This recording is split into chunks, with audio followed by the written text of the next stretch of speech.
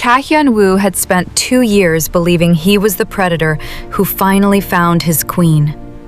But as he stood on the deck of their yacht in the Mediterranean, watching a black envelope drift toward Ifeoma's feet, he saw something he thought was impossible. The Sky Queen's hands were shaking. For the first time in their reign, the woman who handled assassins and billionaires with a smile was looking at a ghost. A voice from the shadows whispered, "Did you really think a flight attendant could just walk away from the black box, Ifeoma?" In 60 seconds, the power dynamic of Seoul's most feared couple was about to be obliterated by a secret older than the Ice King himself. The reign of the sovereign couple is under fire. Before we reveal the secret that made Ifeoma flinch, tell us, where are you watching from? We read every single comment. If you're rooting for Ifeoma and Hyun-woo to crush this new threat, hit that subscribe button, like the video, and share it with your fellow romance lovers. Let's get back to the shadows. 2 years into their sovereign reign, Ifeoma and Hyun-woo are a well-oiled machine. They don't just rule the Seoul underworld, they have sanitized it. Ifeoma's logistics empire, Daniels Global, is the invisible spine of international trade. They are at the peak of their power. But the Ice King has become protective, perhaps too much so. He has forgotten that Ifeoma didn't just learn to fly. She learned to survive in the black box, a clandestine intelligence courier ring she worked for long before she ever stepped onto his private jet. The grand ballroom of the Shilla Seoul was a sea of liquid gold and champagne bubbles, a testament to 2 years of the sovereign reign. Ifeoma stood at the apex of the grand staircase, her deep, rich brown skin glowing against a custom-fitted gown of midnight blue silk that moved like oil. Beside her, Cha Hyun-woo was the personification of the Ice King, sharp, lethal, and devastatingly handsome in a black velvet tuxedo that seemed to absorb the light around him. His hand rested possessively on the small of her back, a grounding presence that usually made Ifeoma feel invincible. For 2 years, they had been the undisputed architects of a new era. Ifeoma's logistics empire, Daniels Global, had become the invisible circulatory system of international trade, while Hyun-woo's influence provided the reinforced steel spine. They were celebrating more than an anniversary. They were celebrating a world they had conquered together. "You're thinking about the cargo manifests for the Singapore route." Hyun-woo leaned in, his voice a low, gravelly vibration against her ear. "Stop. Tonight, you are not the CEO. You are my queen." Ifeoma offered him a polished, flight attendant smile, the one that hid 1,000 calculations behind a mask of perfect composure. "I'm thinking that the security detail in the East Wing is rotating 3 seconds too slow, Hyun-woo. Excellence doesn't take the night off." He chuckled, a rare, dark sound that made the socialites below glance up in envy. But as they descended into the crowd, the air around Ifeoma suddenly changed. It wasn't the pressurized chill she was used to. It was a cold, familiar draft from a life she thought she had incinerated a decade ago. It happened near the terrace, away from the flashbulbs and the heavy bass of the orchestra. A waiter, moving with a disciplined, rhythmic stride that was too precise for service, drifted past her. He didn't offer a drink. Instead, he placed a thick, black, wax-sealed envelope onto the tray she was reaching toward and whispered 4 words that turned her blood to shards of ice. The black box opened. Ifeoma's hand faltered for a fraction of a second, a micro stutter that only a man like Hyun-woo would notice. She swept the envelope into the folds of her gown with a grace practiced over years of handling clandestine Sky Queen couriers. She looked up, her gaze scanning the periphery until she saw him. Standing by the heavy velvet curtains was a man she knew only as the pilot. He was older now, his fair skin lined with the wear of 1,000 unauthorized flight paths. his silver hair slicked back with a cold, professional edge. He didn't belong in this world of high society galas, yet he stood there with the quiet confidence of a man who held the detonator to her entire life. "Wait for me at the bar," Ifeoma murmured to Hyun-woo, her voice steady but her eyes fixed on the shadow. Ifeoma? Hyun-woo's gaze sharpened, his Ice King instincts instantly flaring. "What was that?" "A logistical hiccup," she lied, the words tasting like ash. "I'll handle it. 30 seconds. She stepped onto the balcony, the crisp soul night air biting at her bare shoulders.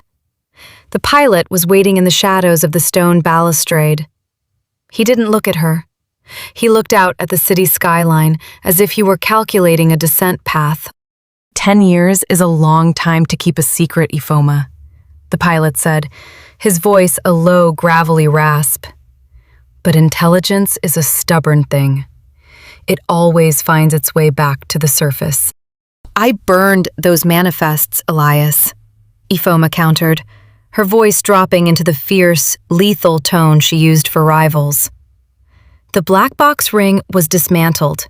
I'm a CEO now. I don't carry your ghosts anymore." "You built Daniels Global on the roots you stole from us." He turned, his eyes hard and unyielding. "The Sky Queen didn't just walk away. She took the blueprints to a multi-billion-dollar shadow network. The evidence of those courier secrets, the encrypted files from the Macau bypass, has resurfaced. It's in the hands of people who don't care about your anniversary." He stepped closer, the scent of jet fuel and cheap cigarettes clashing with the expensive sandalwood of the gala. "Cooperate. Give us the access codes to your current Singapore hubs, or I leak the origin story of your empire. Let's see how the sovereign couple survives when the world finds out their queen is a fugitive courier who built her throne on stolen secrets." He didn't wait for an answer. He melted back into the shadows of the terrace just as the glass doors slid open behind her. Hyun-woo stood there, his frame silhouetted by the gold light of the ballroom. He didn't move toward her. He watched her with an intensity that felt like a physical weight. He saw the way she clutched the midnight blue silk of her dress, the way her shoulders were pulled back just a bit too tight. "You're shaking, Ifeoma," he said softly, the words carrying a terrifying clarity. Ifeoma forced her hands to still, the black envelope a heavy, burning weight against her thigh. For the first time in 2 years, she didn't look him in the eye. She looked out at the horizon, realizing that the heights they had reached together were now the very thing that made the fall so lethal. The black box hadn't just opened. It had revealed that even a queen could be haunted by the shadows she left on the ground. The silence inside the armored Maybach on the drive back to their penthouse was not the comfortable, shared quiet of two predators in sync. It was a pressurized vacuum, thick with the things Ifeoma was refusing to say. She sat with her ankles crossed, her back a perfect line of midnight blue silk, staring out at the blurred neon of Seoul's Han River. In her mind, she was already back in the black box, calculating flight paths, encryption keys, and the exact radius of the fallout if Elias leaked those early manifests. "The gala was a success," Ifeoma said, her voice dropping into that melodic, professional Sky Queen register. It was the tone she used to calm panicked passengers in a lightning storm, perfectly modulated, entirely hollow. "The Singapore hub expansion has 3 new institutional backers. We should see the formal term sheets by Monday morning." Hyun-woo didn't look at her. He was leaning back in the shadows of the leather seat, his tuxedo jacket unbuttoned, his profile looking as if it had been carved from obsidian.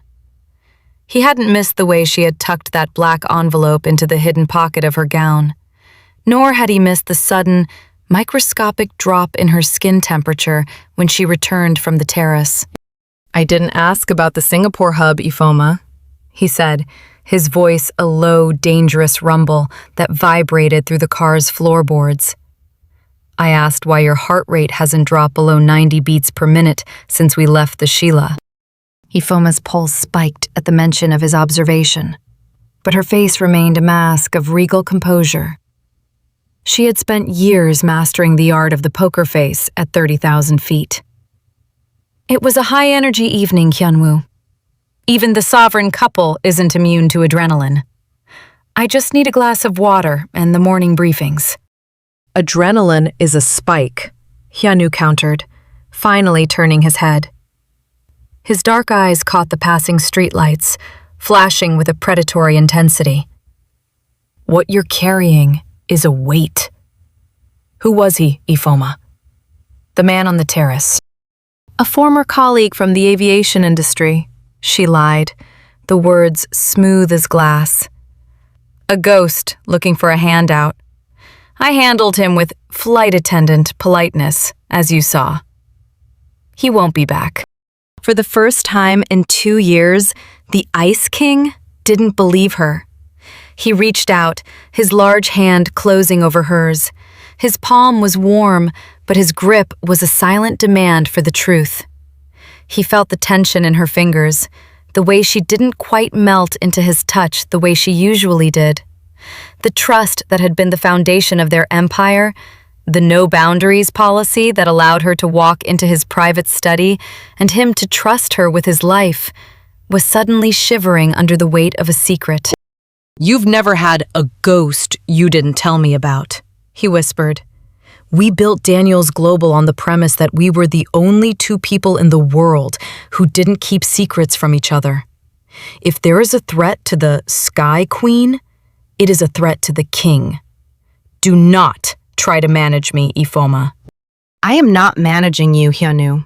I am running an empire," she said, pulling her hand back to adjust the silk of her dress. The movement was a defensive pivot, a silent rift opening between them in the cramped luxury of the car. There are parts of my past that are simply irrelevant to our future. You have your shadows, and I have mine. Let me handle this. Hyun-woo's jaw tightened, the sharp planes of his face becoming even more severe. He recognized that tone. It was the voice of the woman who had once treated their intimacy as stress relief to keep him at arm's length. She was retreating into the fortress of her own competence, locking the gates behind her. When they reached the penthouse, the atmosphere didn't lift. Ifeoma went straight to her dressing room, the black envelope burning against her skin. She needed to scan the contents to see exactly how much Elias knew, and she needed to do it before Hyun-woo's security team did their nightly sweep of the digital network. She sat at her vanity, her reflection looking back at her with eyes that were no longer just those of a CEO, but of a fugitive courier. She could hear Hyun-woo in the next room, the heavy, rhythmic sound of him pacing, a restless predator sensing a breach in his perimeter. He didn't come in to help her unbutton her gown. He didn't ask her about her day. He stayed in the shadows of the living area, staring out at the city they ruled, realizing that for the first time, his queen was a closed door. The sovereign couple was still standing, but the Ice King could feel the frost beginning to form on the inside of their glass palace.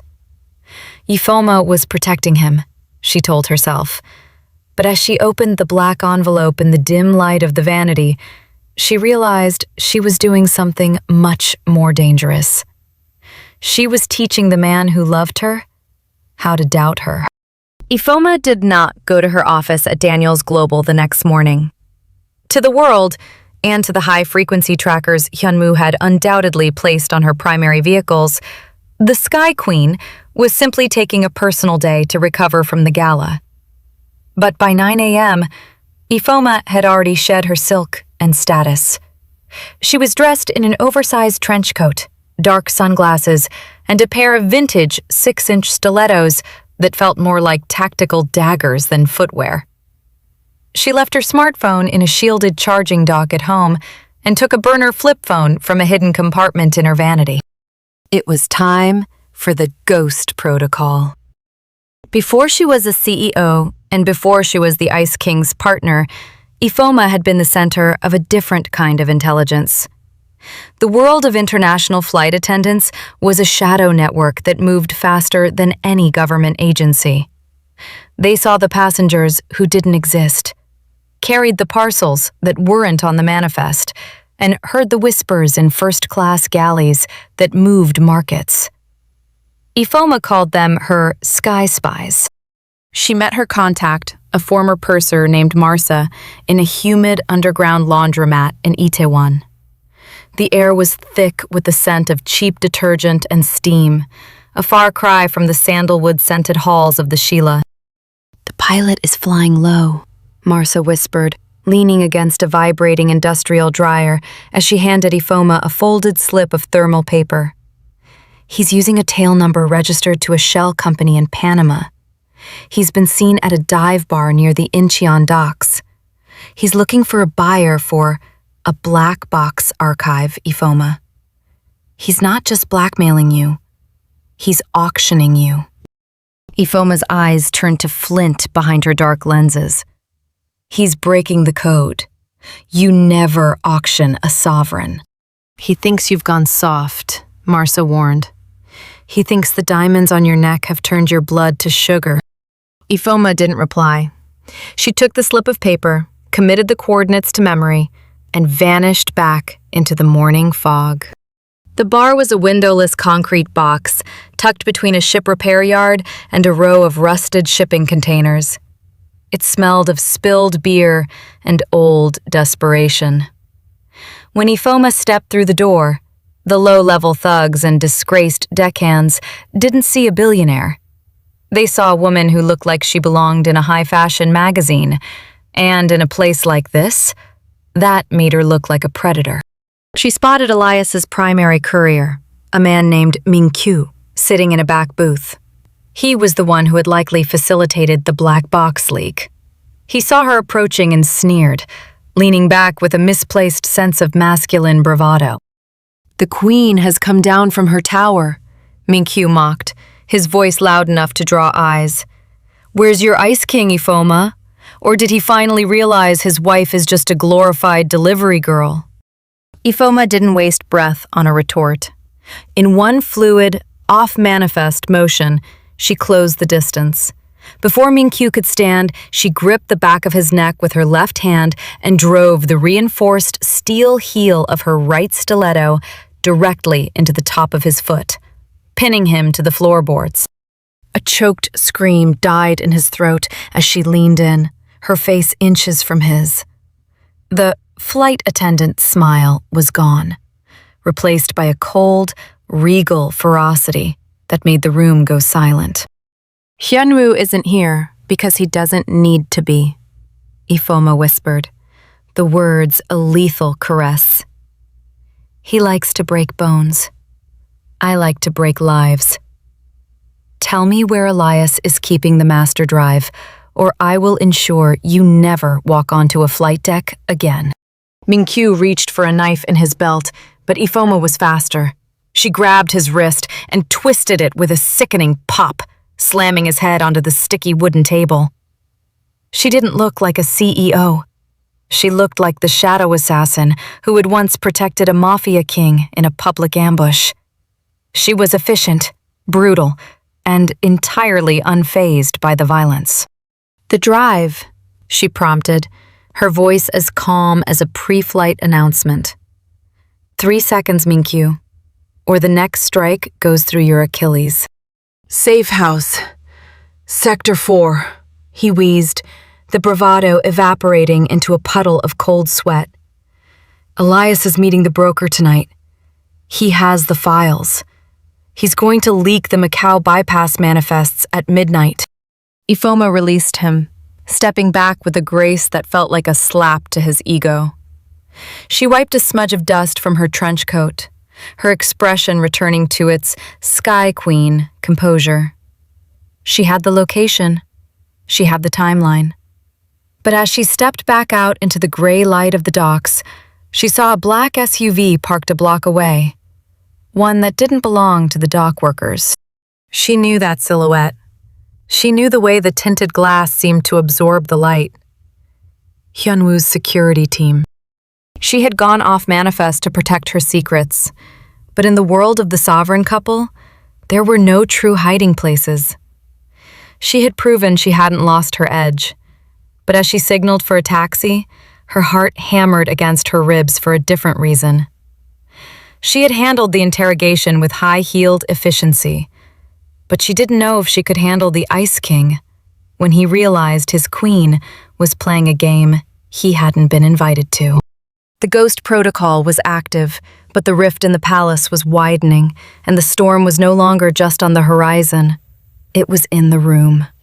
The penthouse of the sovereign couple had never felt so much like a gilded arena. When Ifeoma stepped through the private elevator doors, the air was already vibrating with a familiar, high-altitude chill. The lights were dimmed, save for the single, cold glow emanating from Hyun-woo's private study. He wasn't pacing this time. He was sitting behind his desk, his silhouette a sharp, jagged edge against the backdrop of the Seoul skyline. On the monitors in front of him, a grainy, high-definition loop played. Ifeoma, in her oversized trench coat, disappearing into a basement laundromat in Itaewon. And later, walking out of a dockside bar with the cold, lethal stride of a woman who had just drawn blood. Sector 4, Hyun-woo said, his voice a low, terrifyingly calm baritone that seemed to suck the oxygen out of the room. The safe house where Elias is hiding. My teams were already moving on it, Ifeoma. Why were you there first? Ifeoma didn't flinch. She crossed the room, the click of her 6-inch stilettos sounding like a metronome in the silence. She placed her burner phone on the desk, a silent admission of her off-manifest excursion. I handled the courier, Hyun-woo. I have the location of the master drive.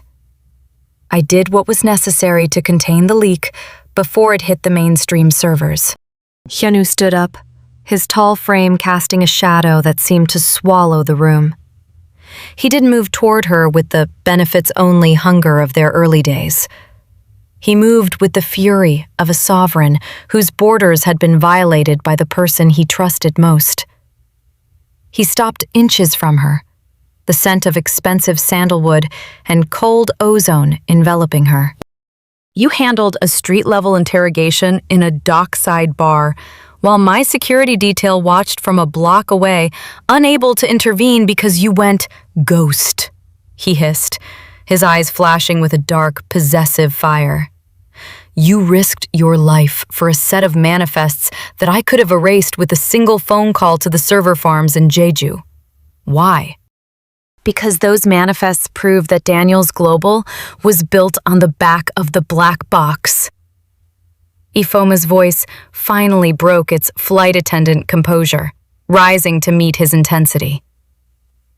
If the world sees those files, they don't just see a logistics queen. They see a criminal courier. They see a woman who stole her throne. I was protecting the reputation of this empire. I was protecting you, Hyun-woo. I won't have the Ice King's name dragged through the mud because of the shadows in my closet. The silence that followed was heavy, a collision of two egos that had spent 2 years learning to be one. Hyun-woo reached out, his hands gripping her shoulders, not to restrain her, but to force her to see him. His thumbs brushed the soot-stained silk of her coat, his expression shifting from rage to a devastating, raw clarity. You think I care about a reputation built on sanitized ledgers? He asked, his voice dropping to a fierce, jagged whisper. I am a Mafia king, Ifeoma. My hands were never clean, and I never expected yours to be. I didn't marry a vault to hide my secrets in, and I didn't marry a subordinate to protect my image. I married a partner.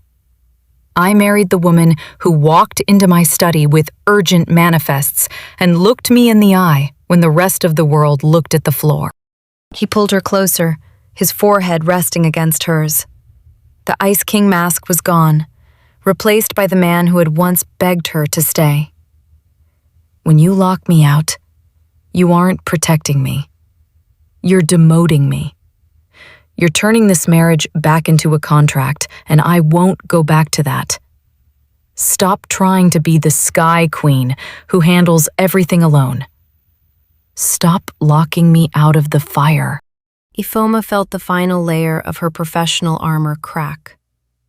She had spent so long being the one who handled the crisis, the one who ensured the flight landed safely regardless of the turbulence, that she had forgotten how to let someone else take the controls. She looked up at him, her almond eyes shimmering with the first true vulnerability she had allowed since the night of the black envelope.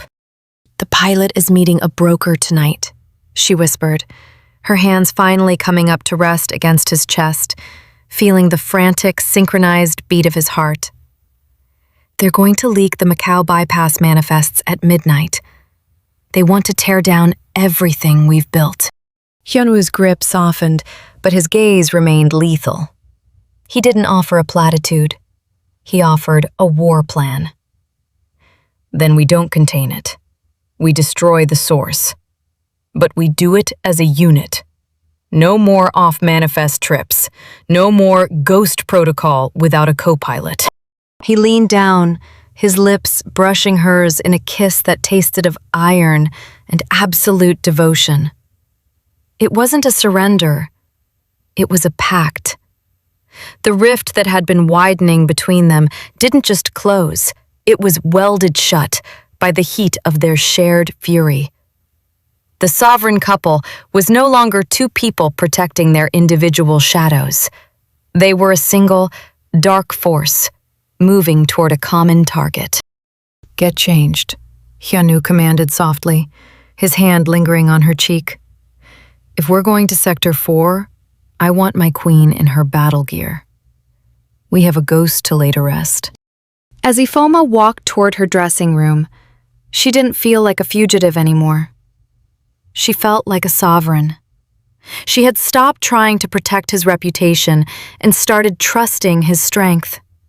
The Ice King had demanded his partner back, and as she reached for her tactical gear, she knew that Elias and the Black Box had no idea of the storm that was about to hit them. The flight was no longer a solo journey. The sovereign couple was flying at full throttle, and they were clearing the skies together. The high-altitude wind howled against the reinforced hull of the Aleutian IL-76, a sound that felt like a predatory growl echoing through the cavernous cargo bay. 30,000 feet above the Yellow Sea, the sovereign couple wasn't just chasing a ghost. They were flying directly into a death trap. The rival syndicate, working in tandem with Elias and his Black Box remnants, had made a critical tactical error. They had kidnapped Hyun-woo's lead strategist, the man who held the encryption keys to their entire logistics network, and demanded a mid-air transfer. They wanted the Ice King to deliver his queen and the master drive in exchange for his most loyal soldier. But they had forgotten that before Ifeoma was a CEO, she was the Sky Queen. She knew the interior of a cargo plane better than the architects who built them. "The air pressure in the hold is dropping," Ifeoma said, her voice a calm, melodic chime over the tactical comms. She wasn't wearing her midnight blue silk tonight. Instead, she had reached into the back of her vault for a vintage, tailored navy blue air hostess uniform. The fabric crisp, the gold buttons gleaming, and the silk scarf knotted with lethal precision around her neck. It was her Trojan horse.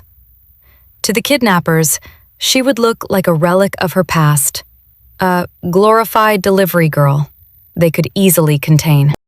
Hyun-woo stood beside her in the darkened cockpit of their pursuit craft, his frame clad in matte black tactical gear, his eyes fixed on the massive cargo plane looming in the clouds ahead. He looked at her, the sharp contrast of her mahogany-toned skin against the professional Navy uniform, and felt a surge of dark, protective pride. She wasn't hiding behind him. She was leading the breach. "The docking umbilical is locked," Hyun-woo reported, his hands steady on the controls. "Once you cross, you have 3 minutes before they realize the Ice King isn't following you. Ifeoma, if the strategist is compromised—" "I'll know the second I see his eyes," she interrupted, her flight attendant smile appearing, a mask of terrifying serenity. "Focus on the cockpit, Hyun-woo. I'll handle the service in the back." The transition was a blur of pressurized steel and freezing mist. Ifeoma stepped through the pressurized seal of the cargo plane, moving with the effortless, swaying grace of a woman who had spent a decade walking through turbulence. She carried a silver service tray, but beneath the linen napkin lay the master drive and a suppressed 9mm. The cargo bay was a labyrinth of strapped-down crates and industrial netting. In the center, under a single flickering halogen light, sat the strategist, bound and gagged. Standing over him was Elias, looking smug in a flight jacket, flanked by 4 armed mercenaries. "Look at this," Elias mocked, his voice echoing over the roar of the engines. "The great Ifeoma Daniels back in her uniform. I told you boys, she couldn't wait to get back to serving her betters. Where's the husband, Ifeoma? Too scared to watch his empire get auctioned off?" Ifeoma didn't stop her approach. She moved with a rhythmic, professional stride, her heels clicking against the metal floorboards with a steady, hypnotic beat. "Mr. Hyun-woo is busy ensuring our flight path remains clear, Elias. He sent me to ensure the delivery was handled with the appropriate level of care. After all, a queen knows how to manage her assets." She stopped 3 feet from him, her posture regal, her expression one of polite, intellectual curiosity. She looked at the strategist, her eyes scanning his vitals with the clinical precision of a head purser. He was alive, but the fear in his eyes told her the black box files were already being primed for broadcast. "The drive," Elias demanded, holding out a fair, weathered hand. "Give it to me, and we let the nerd go. Try anything, and we open the cargo ramp. It's a long way down for a flight attendant." "Safety first, Elias," Ifeoma whispered, her voice dropping into that low, fierce rasp that Hyun-woo loved. In one fluid motion, she didn't hand him the drive. She flipped the silver tray with a flick of her wrist, the heavy metal edge catching the lead mercenary under the jaw. Before Elias could react, she reached into the folds of her uniform, pulled the suppressed 9mm, and put a round into the shoulder of the second guard. The cargo bay erupted into a chaotic, high-speed ballet of violence. Ifeoma used the environment like a weapon, ducking behind heavy crates and using the industrial netting to trip the remaining men. She wasn't just fighting, she was navigating. She knew where the emergency oxygen toggles were, where the fire suppression system sat, and exactly which lever would depressurize the rear section of the hold. Through the comms, she heard Hyun-woo's voice, a dark, rhythmic pulse of encouragement. "Hold 1, Ifeoma. I'm breaching the cockpit now." She kicked the weapon out of Elias's hand, her reinforced heel pinning his wrist to the deck. She leaned over him, her face a mask of cold, unforgettable, refined fury. "You thought the uniform made me a servant, Elias. You forgot that the person who serves the drinks is also the person who knows exactly how to poison the well." Above them, the plane shuddered as Hyun-woo took control of the flight deck, banking the massive craft into a steep dive that sent the remaining mercenaries sliding toward the rear. Ifeoma grabbed the strategist's chair, locking it into the floor rails just as the cargo ramp began to hiss open, revealing the terrifying, dark void of the night sky. She stood amidst the rushing wind, her navy blue uniform fluttering, but her stance unbroken. She looked toward the cockpit door as it hissed open, and Hyun-woo stepped through, his weapon raised, his gaze locking onto hers. The sky hijack was a success, but as the plane leveled out, Ifeoma saw the master drive sliding toward the open ramp. She didn't hesitate. She lunged, her fingers brushing the cold plastic of the drive just as it teetered on the edge of the abyss. For a second, she was suspended over the clouds, the sovereign couple caught in a moment of zero visibility. Hyun-woo caught her by the waist, his iron grip pulling her back from the edge of the world.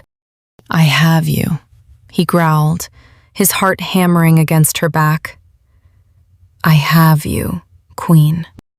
The trap had been sprung, but the sovereign couple had turned the cargo hold into their own throne room. The strategist was safe, the drive was in her hand, and Elias was staring into the void he had tried to create. The Trojan horse had succeeded, and as the plane turned back towards Seoul, Ifeoma realized that she didn't just belong in the sky. She owned it. The roar of the Aleutian's engines deepened into a bone-rattling vibration as the aircraft banked hard. The world outside the reinforced portholes, a void of swirling gray and black. Inside the cargo hold, the atmosphere was a pressurized powder keg. Ifeoma remained tucked behind a stack of industrial crates, her navy blue uniform a shadow among shadows. She didn't look like a captive or a victim. She looked like a master technician analyzing a faulty circuit. Her breathing was shallow, rhythmic, and perfectly controlled. The breath of a woman who had survived more zero-visibility landings than the men currently holding the guns. "Hyun-woo," she whispered into her lapel mic, her voice a calm, melodic thread cutting through the static. "The secondary manifold for the HVAC system is located at Grid 4B near the rear landing gear housing.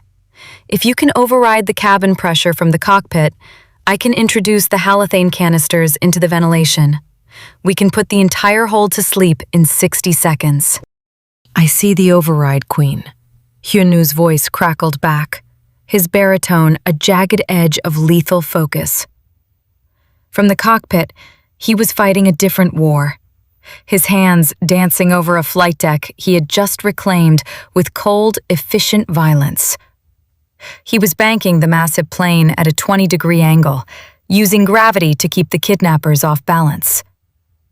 "But Ifeoma, once that gas hits, you'll only have your emergency oxygen for 3 minutes. If you don't clear the hold by then, you're going down with them." "Then we'd better be fast," she replied, a ghost of her Sky Queen smirk touching her lips. Ifeoma moved. She didn't crawl. She flowed. She navigated the cargo hold like a predator in a familiar forest, her 6-inch stilettos making no sound on the grooved metal floor. She used the shifting weight of the cargo to mask her movement, timing her lunges with the erratic tilts of the plane. When she reached the ventilation hub, her fingers moved with tactical queen precision. She pulled 2 small pressurized canisters from a hidden pocket in her uniform, part of the Ghost protocol kit she had prepared, and slotted them into the intake vents with a satisfying metallic click. "Initiate override," she commanded. Above her, the vents hissed. A faint, sweet-smelling mist began to swirl into the cargo bay, invisible to the untrained eye, but lethal to the unaware. The mercenaries near the center of the hold began to stumble. One shook his head, trying to clear the sudden heavy fog in his brain, while another slumped against a pallet of electronic components. Elias, sensing the shift in the air, pulled his flight jacket over his face, his eyes darting frantically toward the shadows where Ifeoma lurked. "I know you're there!" he screamed, his voice muffled and panicked. "You think a little gas is going to stop this? I'll dump the drive! I'll dump the strategist!"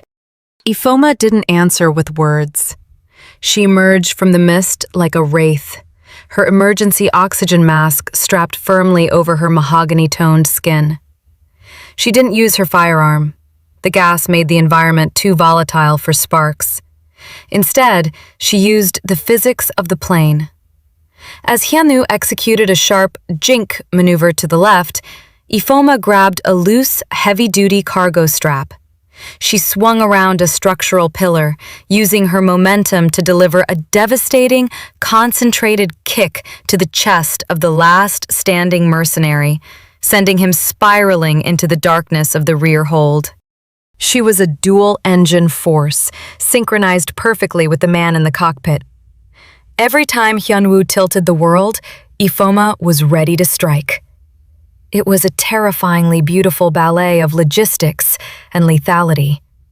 While Hyun-woo handled the heavy lifting, navigating a hijacked giant through a storm and keeping the engines from stalling, Ifeoma cleared the cabin with a brutal, high-altitude efficiency. She reached the strategist just as his head began to loll. She checked his pulse with one hand while keeping her eyes on the perimeter. Her silk scarf slightly singed, but her composure unbroken. "Strategist is secure," she reported, her voice muffled by the mask. "Hold is clear. All hostiles incapacitated." "Copy that," Hyun-woo exhaled, the sound thick with a mixture of relief and raw admiration, bringing us back to a level flight path. "We're 10 minutes out from the private strip in Incheon. Keep your mask on, Ifeoma. I'm coming back to get you." As the plane leveled out, the silence that returned to the cargo bay was no longer predatory. It was triumphant. Ifeoma stood over the sleeping forms of her enemies, the master drive clutched in her hand. She looked toward the cockpit door as it hissed open. Hyun-woo stepped through, his tactical gear smeared with the grease and grime of the flight deck, his eyes locking onto hers with an intensity that burned through the lingering mist. He didn't say a word. He simply walked to her, his large hands framing her face as he checked her mask. In the dim red emergency lighting of the hold, they weren't just a CEO and a Mafia king. They were two sovereigns who had stared into the void of zero visibility and refused to blink. "You were magnificent," he whispered, his forehead leaning against her mask. "We were a unit," she corrected, her eyes shimmering with the adrenaline of the hunt. The trust that had cracked at the gala was no longer just repaired. It had been tempered in the high-pressure environment of 30,000 feet. They had navigated the shadows of her past and the dangers of the present. And as the wheels of the illusion touched down on the tarmac of their private empire, the world realized that the sovereign couple wasn't just back. They were flying higher than ever before. The transition from the cargo hold to the upper pressurized cabin was like moving from a war zone into a haunted cathedral. The heavy thrum of the Aleutian's engines felt more intimate here, vibrating through the plush, dated carpeting of the executive lounge. Ifeoma stepped through the bulkhead door alone, her navy blue uniform still crisp, her mahogany-toned skin shimmering with a light sheen of sweat and adrenaline. She had signaled Hyun-woo to stay with the strategist. This wasn't a tactical breach. This was a reckoning. Elias, the man known as the pilot, was slumped in a swivel captain's chair near the emergency egress. He wasn't reaching for a weapon. Instead, he was holding a glass of amber liquid, staring at the master drive resting on the small mahogany table between them. He looked like a man who had flown too many hours through too much turbulence, his eyes red-rimmed and weary. "You always did have the best final approach, Ifeoma," he rasped, not looking up. "The others saw a girl serving drinks. I saw a predator who knew exactly how to navigate the dead zones in a radar sweep. That's why I picked you for the black box." "You didn't pick me, Elias. You trapped me," Ifeoma countered, her voice dropping into that low, fierce register that made the air in the small cabin feel heavy. She didn't sit. She stood over him, her shadow long and sharp against the ivory walls. "And tonight, the flight ends." Elias finally looked up, a jagged, desperate smile twisting his fair features. Does it? I've already set the timer. The Macau bypass manifests the encrypted logs of every shadow delivery you ever made. They're primed for a global burst. One keystroke, and the sovereign queen becomes a headline. The world will see the criminal beneath the silk. He leaned forward, his voice a seductive, dangerous whisper. But there's a way out. Return to the black box.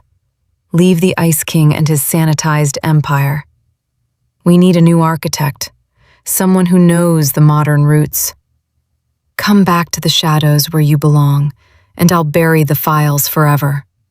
You can be the ghost you were born to be, or you can be a prisoner in a cell that looks nothing like a penthouse. Ifeoma looked at him, her almond eyes unreadable. For a moment, the ghost of her past seemed to pull at her, the familiar gravity of the black box beckoning her back to a world where she was beholden to no one. But then, she felt the weight of the wedding band on her finger and the lingering heat of Hyun-woo's grip on her waist from the cargo hold. You think the world seeing my past is my greatest fear? Ifeoma asked, her flight attendant smile appearing, a mask of terrifying, refined composure. You think I'm still that girl who is afraid of a leaked manifest? You've been flying low for too long, Elias. You haven't seen the altitude I've reached. She moved toward the table, her movements fluid and rhythmic. She didn't reach for the drive. Instead, she reached for the emergency depressurization handle located just behind his chair. The thing about a black box? Ifeoma whispered, leaning in until she was inches from his face, is that it's only valuable if someone survives the crash to read it. What are you doing? Elias scrambled to stand, but Ifeoma's hand was already on the lever. I'm giving you the trash bin treatment, Elias. But this time, it's on a global scale. In one swift, tactical motion, Ifeoma didn't just pull the lever. She kicked the latch on the emergency exit door. The cabin groaned as the pressure differential began to scream. A violent, freezing vortex of air rushed into the lounge, scattering papers and toppling the mahogany table. Elias was jerked toward the opening, his eyes wide with a sudden, bone-deep terror. Wait! He screamed over the roar of the wind. Ifeoma didn't blink. She grabbed a parachute pack from the wall locker and threw it at his chest. It was a choice, but one delivered with the cold finality of a sovereign. You wanted to auction my life? Auction your own. If you're as good a pilot as you say you are, you'll find a way to land. But the master drive stays here. And if I ever see your shadow on my radar again, I won't give you a parachute next time. With a final, decisive shove, Ifeoma used the vacuum of the cabin to eject the man who had haunted her for a decade. Elias disappeared into the dark, swirling void of the clouds, a tiny speck of a ghost lost in a very long drop. She slammed the emergency door shut and locked the manual seals, the cabin pressure slowly stabilizing as the automated systems hissed into life. The silence that returned was absolute. Ifeoma picked up the master drive from the floor, her fingers steady. She walked to the small galley, placed the drive into the heavy-duty industrial shredder used for sensitive flight documents, and watched as the black box was turned into a pile of harmless plastic dust. Through the bulkhead door, Hyun-woo appeared. He didn't ask what happened. He saw the empty chair, the open locker, and the look of absolute regal peace on Ifeoma's face. He walked to her, his large hands finding her waist, pulling her back against his chest. The ghost is gone? He asked, his breath warm against her neck. The manifest is clear, Ifeoma replied, leaning her head back against his shoulder. The past is just cargo we've finally unloaded. The pilot's gambit had failed because he had underestimated the one thing Ifeoma valued more than her secret: her partner. As the plane began its final descent toward Incheon, Ifeoma realized that she didn't need a black box to tell her who she was. She was the queen of the sky, and she was finally flying in clear air. The flight back to the Heart of Seoul was a descent into a quiet, heavy intimacy that the sovereign couple had nearly forgotten how to inhabit. The industrial roar of the Aleutian had been replaced by the hushed, pressurized hum of their private Gulf Stream, but the atmosphere remained thick with the remnants of the storm they had just survived. Ifeoma sat in the plush leather seat, her navy blue uniform slightly wrinkled, her mahogany-toned skin catching the amber glow of the cabin's recessed lighting. On the small marble table between them lay the physical manifestation of her ghosts: the original black envelope and the secondary drive she had retrieved from the strategist. Hyun-woo stood by the galley, his back to her, his large hands gripping the edge of the counter. He had shed his tactical vest, leaving him in a black t-shirt that clung to the powerful, rigid lines of his shoulders. He didn't look like the Ice King in this moment. He looked like a man who had stared into a void and realized the only thing keeping him from falling was the woman sitting 5 feet away. "I thought I was being the architect," he said, his voice a low, jagged rasp that barely carried over the air conditioning. He turned slowly, his dark eyes reflecting a vulnerability that he had never allowed anyone else to see. "I thought if I kept my hands on every lever, if I monitored every heartbeat and every shadow in your life, I could keep you safe from the world.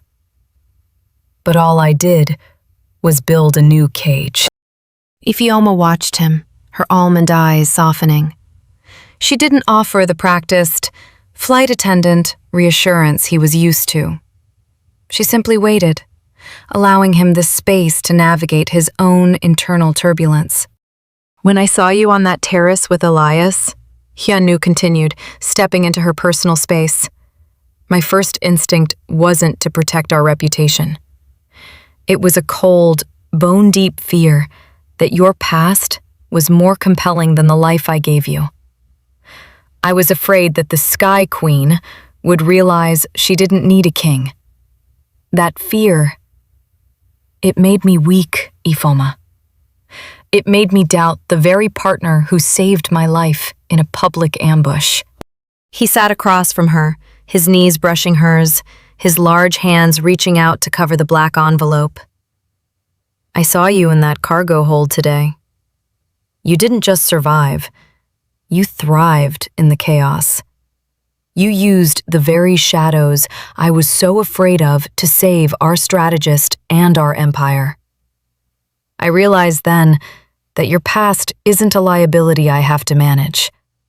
It's the reason you're the only person in this world capable of holding my hand in the dark. You aren't my subordinate to be protected. You are my equal in the fire." Ifeoma felt a knot in her chest loosen, a tension she had been carrying since the night of the gala. She reached out, her fingers lacing through his, the gold of her wedding band catching the light. "I hid it because I wanted to be perfect for you, Hyun-woo. I wanted the Sovereign Queen to be a woman without a history. But you're right. We didn't build this on perfection. We built it on truth." She picked up the black envelope, its heavy vellum feeling like dead weight. She looked at the wax seal, the symbol of the black box that had dictated her movements for a decade. With a steady hand, she reached for the silver lighter on the table, flicking it open. The flame danced in her eyes, a small, defiant point of light. "Together?" she whispered. Hyun-woo didn't hesitate. He held the edge of the envelope with her, his hand steadying hers as they held the paper to the flame. The black vellum caught quickly, the edges curling into ash, the secrets of the Macau bypass and the ghost manifests disappearing into a trail of gray smoke. They watched in a synchronized, ceremonial silence as the paper burned down to their fingertips before dropping the remains into a crystal ashtray. The sovereign surrender was complete.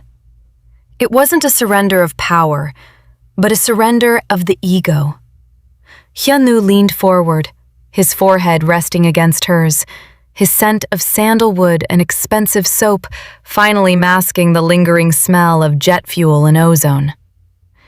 The Ice King had dropped his guard, and in doing so, he had found a deeper kind of strength. "The manifest is clear," Ifeoma murmured, echoing her words from the illusion. "There are no more ghosts on our radar."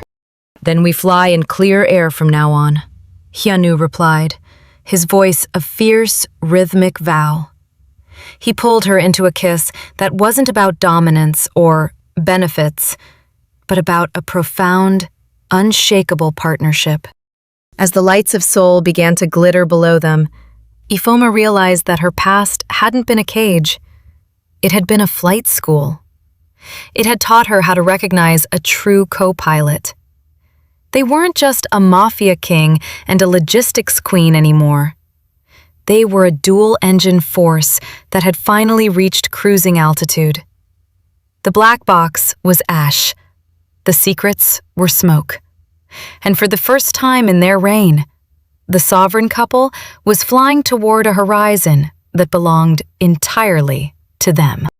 The restructuring of the Park Daniels empire did not happen in a boardroom with a press release. It happened in the quiet, pressurized cabin of their shared ambition. The world saw the formal merger of Daniels Global and the Park conglomerate as a masterstroke of vertical integration. But the sovereign couple knew the truth. They weren't just streamlining logistics. They were creating a new world order where the black box secrets were replaced by an unbreakable, transparent intelligence network. Ifeoma was no longer just the logistics queen, managing manifests and hub efficiencies.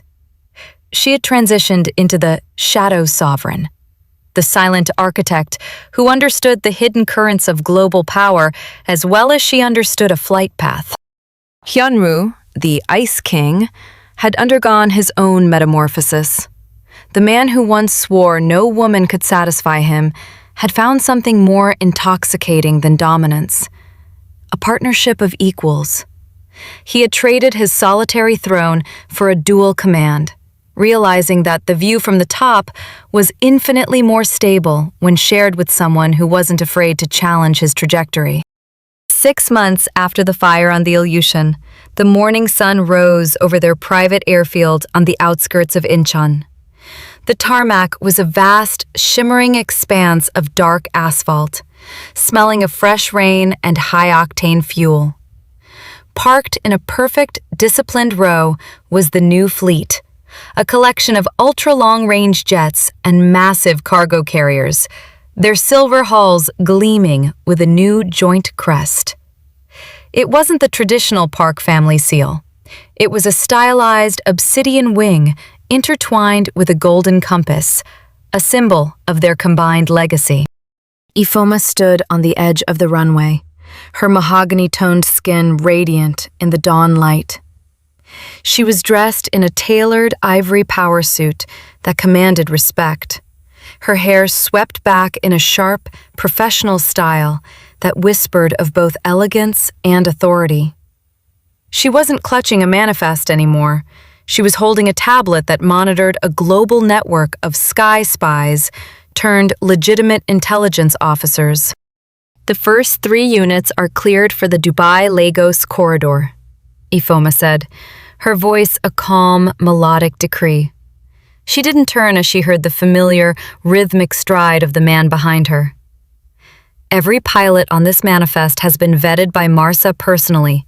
No ghosts, no hidden compartments, just pure, sovereign efficiency." Hyun-woo stepped up beside her, his presence a warm, grounding force. He was dressed in a charcoal gray suit that fit his powerful frame like armor. his dark eyes scanning the horizon with a proprietary pride. He reached out, his hand finding the small of her back, the weight of his touch no longer a demand for control, but a gesture of absolute alignment. "The Shadow Sovereign has been busy," he remarked, his voice a low, gravelly rumble of admiration. "I noticed the Singapore hub reported a 30% increase in clearance speed. How did you manage the customs bottleneck?" I reminded them that the sky doesn't have borders, Hyun-woo, only obstacles, she replied, finally turning to look at him. Her almond eyes shimmered with a fierce intellectual fire. "We aren't just moving cargo anymore. We're moving the future. We've turned the black box into a lighthouse." Hyun-woo looked at the woman who had started as a glorified delivery girl on his private jet and ended as the co-pilot of his life. He saw the scars of her past and the brilliance of her present, and for the first time in his 35 years, the Ice King felt a sense of total, unshakable satisfaction. He leaned down, his lips brushing her temple in a quiet, public act of devotion that would have shocked the men who feared his name. "I spent my whole life thinking the air was thin at this altitude," he whispered. "I didn't realize it was just waiting for the right pair of wings." "The infinite ascent, Hyun-woo," Ifeoma murmured, leaning into him. "There is no ceiling when you own the sky." A ground crew member signaled the first jet to begin its taxi. The engines began to whine, a high-frequency song of power that vibrated through the ground beneath their feet. As the massive bird began its roll toward the horizon, the sovereign couple stood as a unified front of dark silk and refined fury. They didn't look back at the shadows of the black box or the rubble of the Virginia estate. They looked forward, toward a world they had reshaped in their own image. The story that had begun with a 30-second gaze in a first-class cabin had reached its final destination, but the journey was just beginning. Ifeoma and Hyun-woo weren't just flying through the clouds. They had become the atmosphere itself, all-encompassing, invisible, and essential. As the sun climbed higher, illuminating the joint crest on the tails of their fleet, the world finally understood the lesson Ifeoma had taught the Ice King: that the greatest empire isn't built on a debt or a contract, but on the terrifying, beautiful freedom of a choice. They stood on the tarmac, two sovereigns in a world of their own making, watching their legacy take flight. The Ice King and his queen didn't just rule the underworld or the boardrooms. They owned the very air the world breathed. 4 moral lessons from Part 2. 1. Transparency is the highest form of protection. In Part 1, they learned to trust each other's strength. In Part 2, they learned that hiding the truth to protect a partner is just another form of a cage. 2. Your past is a tool, not a debt. Ifeoma feared her history would sink her future. The story teaches that our previous scars are actually the specialized skills we need to survive our current battles. 3. True partnership requires co-piloting. An empire cannot be ruled by one person while the other watches. Even the Ice King had to learn to step back and let his queen navigate the storms she understood better than he did. 4. Legacy is defined by what you burn, not just what you build. By burning the black envelope, they chose their present happiness over the leverage of the past. Real power is knowing when to destroy the things that no longer serve your soul. The sovereign couple proved that no ghost can haunt a kingdom built on fire and truth. But was Ifeoma right to burn the past? Or will the pilot find his way back to the surface? Subscribe, like, and share if you want to see a Part 3. Comment below with the word Queen if you believe Ifeoma is the greatest lead in Mafia history. We'll see you at the next departure.